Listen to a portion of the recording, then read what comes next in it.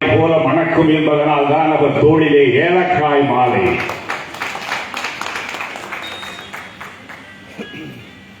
தமிழர்களுடைய தனி அடையாளம் இது என்றால் அவனுடைய பெயர். பெயரை சொல்லுகிற பொழுதே இவன் தமிழன் என்று உணர்த்துவது தமிழனுக்கே உரிய அடையாளம். கடந்த காலத்தினுடைய சங்ககால மன்னர்களுடைய திருப்பெயர்களை பாருங்கள். ஆரிய படை கடந்த நெடுஞ்செழியன் என்றிருக்கும், தலையாலங்காலத்து செருவென்ற நெடுஞ்செழியன் என்றிருக்கும். இமயத்தையே வரம்பாக கொண்ட ஆண்டவன், அதனால் இமய வரம்பன் இருந்திருக்கும்.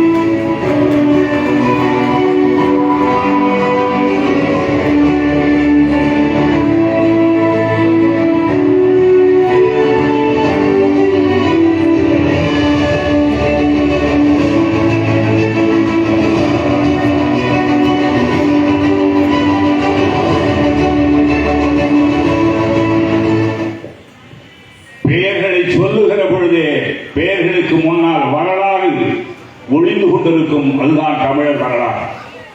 அப்படி திருமாவளவன் என்கிற தித்திக்கும் தமிழ் பெயரை திருமா என்று சுருக்காதீர்கள், அவரை திருமாவளவன் என்றே செம்மாப்போடு சொல்லுங்கள் என்று ஒரு மேடையிலே நான் சொன்னேன். அவர்தான் இப்பொழுது கௌரவிக்கப்பட்டிருக்கிறார். அடுத்து அவர் ஒரு செய்தி நாளிதழை வெளியிட இருக்கிறார். நாளிதழின் பெயர் தலைமை செய்தி. தலைமை செய்தி என்கிற இந்த நாளிதழை வெளியிடப் போகிறவர் இப்பொழுது தமிழ்நாட்டின் தலைப்பு செய்தியாக இருக்கிற திருமாவளவன். மீண்டும் சொல்கிறேன், தலைமை செய்தி நாளேட்டை வெளியிடுகின்ற அவருடைய கரம் யாருடைய கரம் தெரியுமா? தமிழ்நாட்டின் தலைப்பு செய்தியாக உலா வருகிற மனிதன்.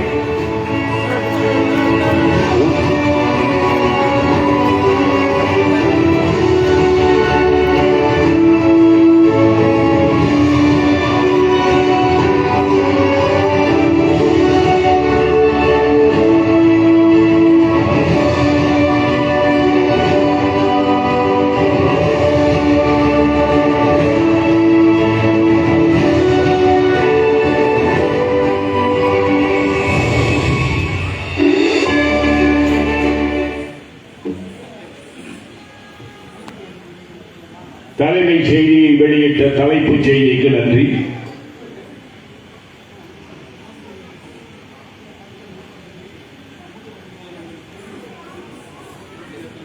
இரண்டு நிமிடங்கள். அடுத்து மூத்த பத்திரிகையாளர்களுக்கு பொற்கிழி வழங்குகிற நிகழ்வு. அதையும் நிறைவேற்றி மகிழ்வூட்ட வந்திருக்கிறார் திரு திருமாவளவன் அவர்கள். அவரை பற்றி சுருக்கமாய் சில வரிகள்.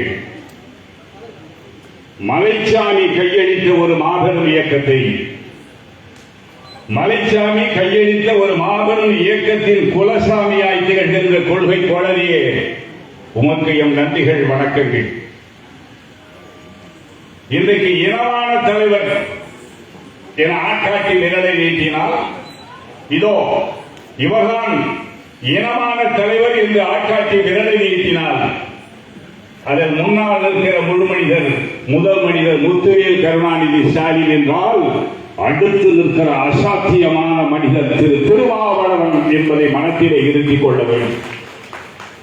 மீனக்கொடி பிறந்த மதுரையிலே தான் இவரை நீலக்கொடி பிறந்தது. மீனக்கொடி பிறந்த மதுரையிலே தான் இவருடைய நீலக்கொடி பிறந்தது. அந்த நீலக்கொடி இன்று தமிழ் மண்ணை அளக்கின்ற நிலக்கொடியாக மாறிவிட்டது. எங்கும் பறக்கிறது. அழகொழுக பேசுகிற ஆற்றல் நிறைந்த செம்மாப்புடைய செந்தமிழ் பேச்சாளர் இவர். எந்த மேடையில் பேச வேண்டுமா, எந்த மேடையில் எந்த அரங்கத்தில் இருந்தாலும் இவர் சிங்கமாக இருப்பார், சுரங்கத்தில் இருந்தாலும் தங்கமாக இருப்பார். கைகட்டல் போதா. எந்த அரங்கத்தில் இருந்தாலும் சிங்கமாயிருப்பார், சுரங்கத்தில் இருந்தாலும் தங்கமாயிருப்பார்.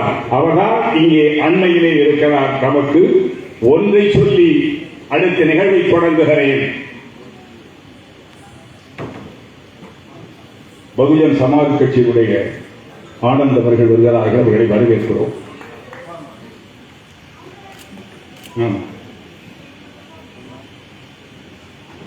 ஒன்றை நீங்கள் கவனித்திருக்கலாம், ஊடகங்களிலும் சரி, நேராக பார்க்கிற மேடைகளிலும் சரி, எந்த இடத்தில் கனல் பறக்க பேசினாலும், அனல் பறக்க பேசினாலும், தமிழ் கொழிக்க பேசுகிற தலைவர்,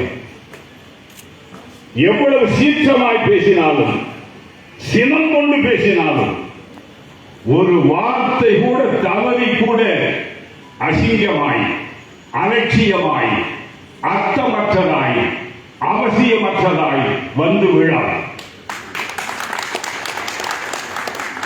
கோபத்தில் கொந்தளிக்கிற வார்த்தைகளை அழகான சொற்களில் கூட சொல்ல முடியும் என்று சொல்லக்கூடியவர், மேடைகளில் வெல்லக்கூடியவர் திருமாவளவன். அதற்கு என்ன காரணம் தெரியுமா? எவ்வளவு தவிப்போடு பேசினாலும் உள்ளே இருந்து புறப்பட்டு வருகிற வார்த்தைகளை தொண்டை குடியிலே நிறுத்தி தணிக்கை செய்து வெளியே அனுப்புகிற தனிப்பெரும் தலைவரால் திருமாவளவன். இதை நான் எழுதி படிக்கவில்லை. அவருடைய நிகழ்ச்சிகளை, அவருடைய பேச்சுகளை, அவருடைய சொற்பொழிவுகளை, அவருடைய அமைப்பாய் திறனோம் என்கிற அற்புத நூலை எல்லாம் அளந்து அளந்து படித்து அவரை கூர்ந்து நோக்கி அதன் பிறகு சொல்லுகிறேன். தணிக்கை செய்துவிட்டுத்தான் தமிழ் வந்து விழும். அதனால்தான் எங்களை போன்ற தமிழ் புலவர்கள் கை அவரை தொழும் என்று தஞ்சை மாவட்ட தமிழோடு அவருடைய நெஞ்சத்தை கலந்து நான் பேசி, அத்தகு சிறப்பு படைத்த ஒருவர் இங்கே வந்திருந்து விருதுகள் வழங்குவதும் பொற்கிழி வழங்குவதும் நமக்கு பெருமை என்கிற காரணத்தினால் இப்பொழுது மூத்த பத்திரிகையாளர்களுக்கு பொற்கிழி வழங்குவதற்கு முன்னால் பகுஜன் சமாஜ் கட்சி தமிழ்நாட்டினுடைய மாநில தலைவர் டாக்டர் பி ஆனந்தர் அவர்களுக்கு சிறப்பு செய்கிற மேலே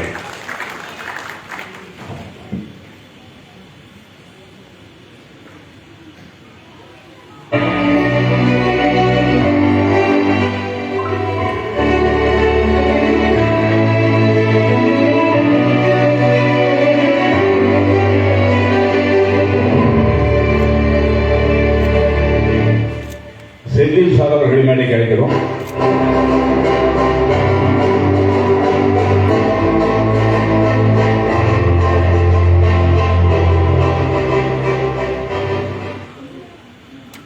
மூத்த பத்திரிகையாளர்களுக்கு சிறப்பு செய்கிற தருணம். ஒரு 5 மூத்த பத்திரிகையாளர்கள் அரங்கத்தில் இருக்கிறார்கள். திரு கே ஜெயச்சந்திரன் அவர்கள் வடார்காடு மாவட்டம் குடியாத்தத்திலே சுதந்திர தியாகியும் கண்ணனுக்கு மகனாக பிறந்தவர் ஜெயச்சந்திரன். வேலூர் ஊரிஸ் கல்லூரியிலே படித்தவர். 981ஆம் ஆண்டு பிஎஸ்சி பட்டம் பெற்றவர். தினகரன் பத்திரிகை சென்னை பதிப்பிலே 1984ஆம் ஆண்டு பணியில் சேர்ந்தவர். சில மாதங்கள் ப்ரூஃப் ரீடர் செக்ஷனில் பணியாற்றிய நிலையில் பின்னர் சென்னை மாநகராட்சி செய்திகள் சேகரிக்கும் நிருபராக பணியாற்றினார். தொடர்ந்து சென்னை ஹைகோர்ட்டில் தினகரன் பத்திரிகைக்கு செய்தி சேகரிக்கும் நிருபராக சென்றார். 3 வருடங்கள் அந்த களத்திலே பணியாற்றிய நிலையில் தலைமைச் செயலகம், கமிஷனர் அலுவலகம், திராவிட முன்னேற்ற கழகம், அதிமுக கழகம் கட்சிகளுடைய அலுவலகத்தில் செய்தி சேகரிப்பாக பணியாற்றினார். தொடர்ந்து சினிமா செய்தி நிருபராக நியமிக்கப்பட்டு 20 வருடங்களுக்கு மேலாக சினிமா நிருபராக பணியாற்றியுள்ளார். இந்திய திருநாட்டினுடைய 2வது உயரிய தேசிய விருதான பத்ம விபூஷன் விருதை பெற்ற இசைஞானி இளையராஜாவை பற்றி இளையராஜா சிந்தனைகள் என்ற பெயரில் ஒரு தொடரை வாந்தி பதிப்பகத்தில் புத்தகமாக வெளிவரச் செய்த பெருமைக்குரியவர். தன்னுடைய 60வது வயதில் ஓய்வு பெற்று இப்பொழுது பெருமை பெறுவதற்கு காத்திருக்கிறார். பெருமை பெறுகின்ற அவர் மேடைக்கு வருமாறு அன்போடு அழைக்கிறோம்.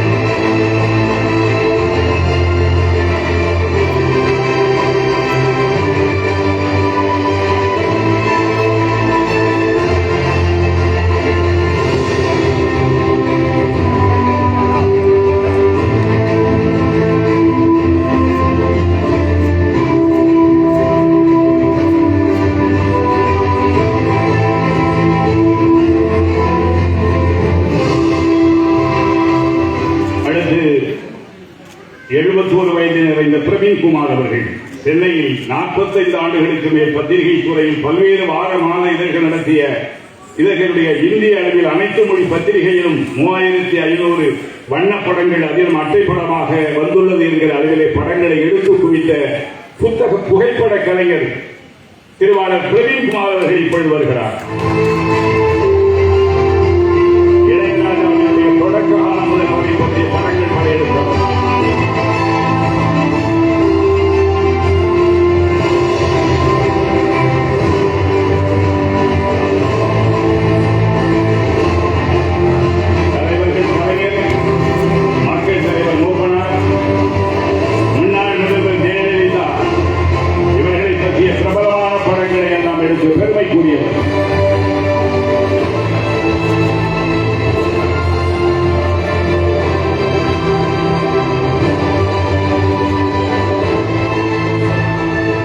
சித்தராமணி அவர்கள் அடுத்த புகைப்பட கலைஞர் 75ஆம் ஆண்டு புகைப்பட கலைஞராக சாதாரணமாக படம் எடுத்துக் கொண்டிருந்தவர் ஆசிரியர் சாவி அவர்களால் தினமணி கதிரில் புகைப்படம் எடுக்க அமர்த்தப்பட்டவர். சினிமா பத்திரிகை பில்மாலயா பொம்மை பேசும் படம் போன்ற பத்திரிகைகளில் ஏராளமாய் படம் எடுத்து குவித்தவர். எம்ஜிஆர், சிவாஜி, ரஜினி, கமல், சிவகார்த்திகேயன் வரை அனைவரையும் அவர்களுடைய பல்வேறு புகைப்படங்களையும் எடுத்து பெருமை செய்தவர். இதோ இப்பொழுது விருது பெறுகிறார்.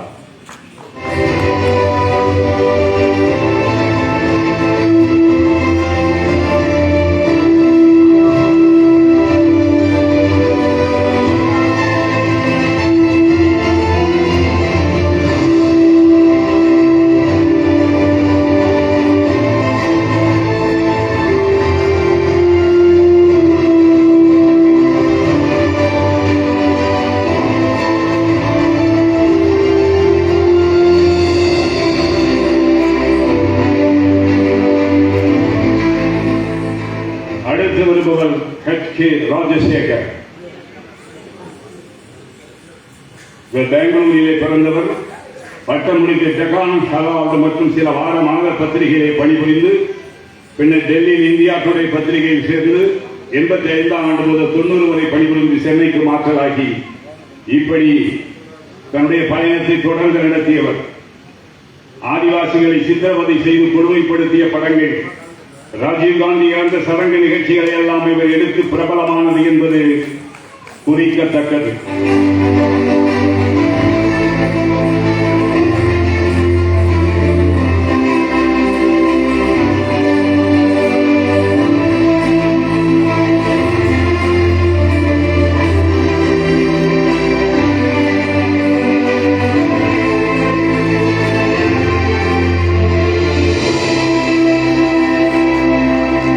அடுத்து வருபவர் மதுரை மாவட்டம் சோழவந்தான் அருகே உள்ள முள்ளிப்பள்ளம் கிராமத்திலே பிறந்த பி.ஆர். வேலங்கர்.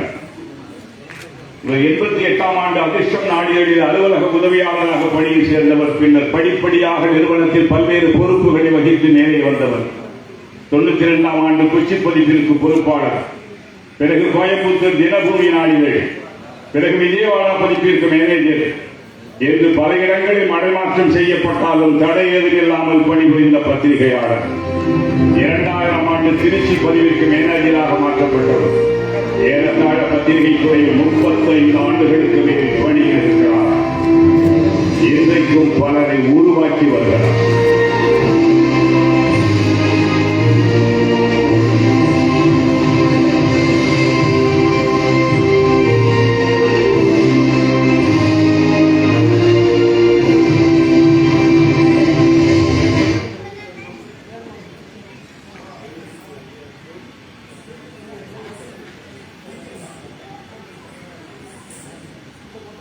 இங்கே நிகழ்ச்சியினுடைய துவக்கத்தில் அரங்கத்தை அழகு செய்த பரதநாட்டிய கலைஞர்களுக்கு சிறப்பு செய்யும் நேரம் திரு சுதா அவர்கள்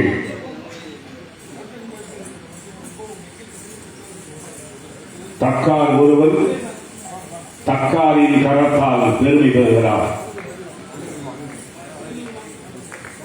ஆடிய மயில்கள், சின்ன சிறு குயில்கள் கனிஷ்கா, ஆதிரா, கனிகா, நந்தினி,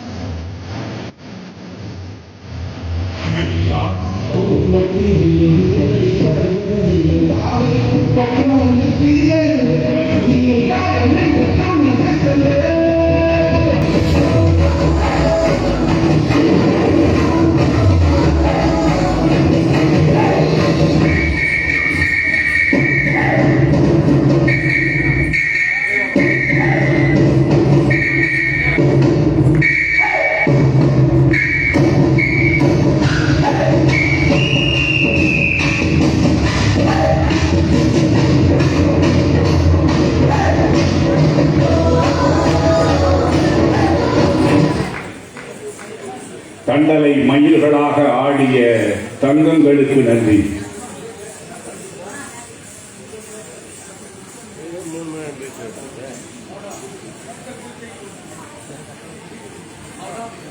அடுத்து நலத்திட்ட உதவிகள் என்ற அடிப்படையில் இளைய பிள்ளைகளை மாணவ செல்வங்களை முன்னுக்கு கொண்டு வர வேண்டும் என்பதை முனைப்பாக செயல்படுகிற பத்திரிகையாளர் சங்கம் பாராட்ட இருக்கிறது. கல்வியினால் தான் அனைத்தையும் எய்த முடியும் என்பது ஒரு கைகண்ட மருந்து. இந்திய திருநாட்டில் ஒரு அவலம் உண்டு. உலக நாடுகளில் எல்லாம் படித்தவர்கள் உண்டு, படிக்காதவர்கள் உண்டு. எல்லா நாட்டிலும் படிக்காதவர்கள் உண்டு. இந்திய நாட்டில் மட்டும்தான் படித்தவர்கள் உண்டு, படிப்பு மறுக்கப்பட்டவர்கள் உண்டு என்கிற அநியாயம். அதையெல்லாம் தகர்த்து அவர்களுடைய கண்களையும் திறக்க வேண்டும் என்றுதான் இதுபோன்ற பணிகளை தொடர்ந்து செய்யும் தலைமைச் செயலக பத்திரிகையாளர் சங்கம் இப்பொழுது மாணவர்களுக்கு மடிக்கணினி வழங்குகிறது.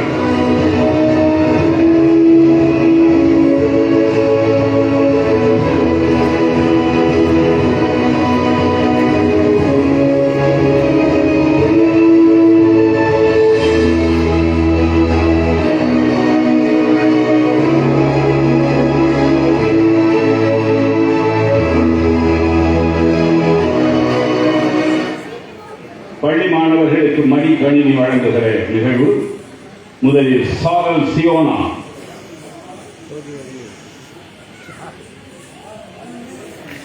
அரசு பள்ளி மாணவர் ஹசர்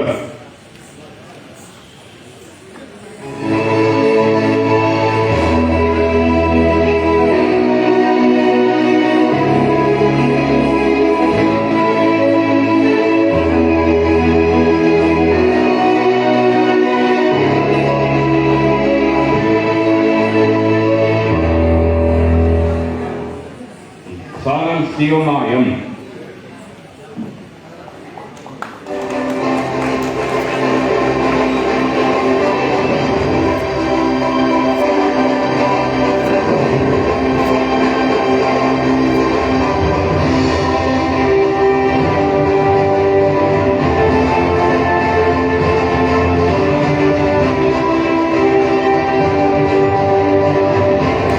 இரண்டாவதாக பரிசினை பெறுபவர் அரசர்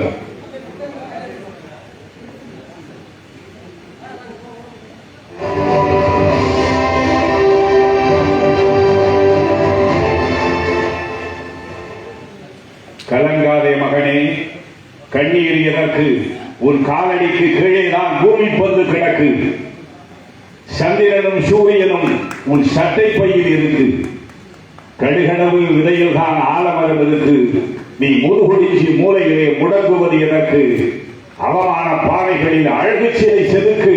அட முயற்சிதான் மகனே மூலதனம் உனக்கு என்று நம்பிக்கை ஊட்டுகிற நிகழ்வு மாணவர்களுக்கு பரிசாக மலர்கிறது.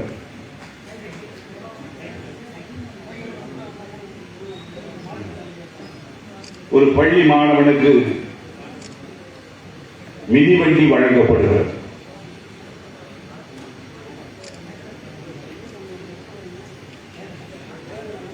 கீர்த்திவாசன்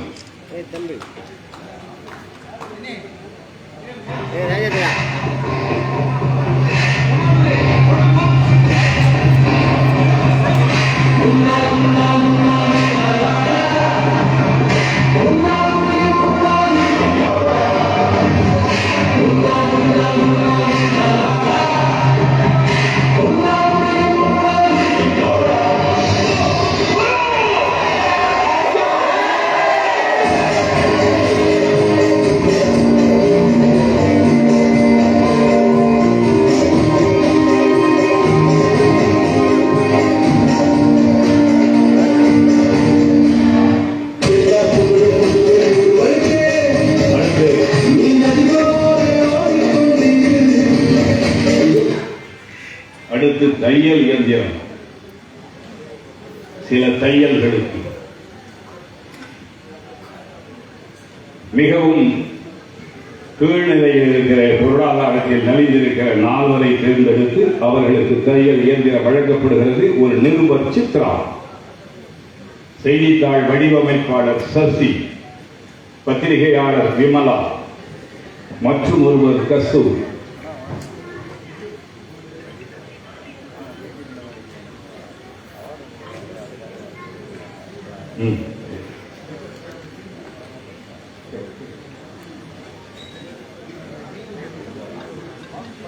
ஹலோ சொல்லுமா.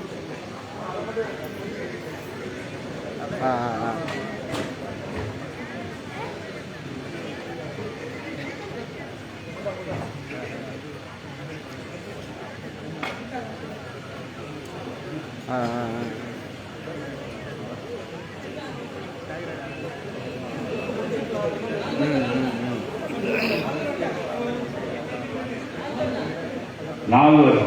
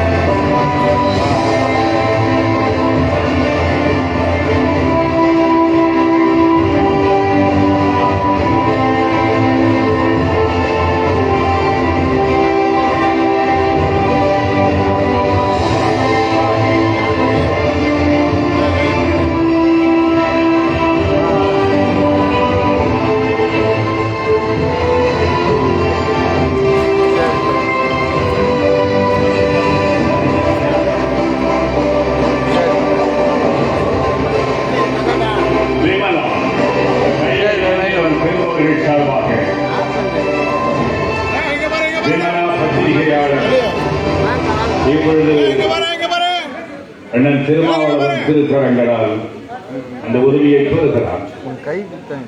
அதுதான் தடமானது. ஒரே நேரத்தில் கைக்கும் வேலை, காலுக்கும் வேலை, மனத்துக்கும் வேலை, அறிவுக்கும் வேலை, இப்படி நாளையும் தரக்கூடிய சிறப்புடைத்தது தையல் எந்திரம். அதனை பெறுகிறார். சித்ரா, சசி, கசூர்.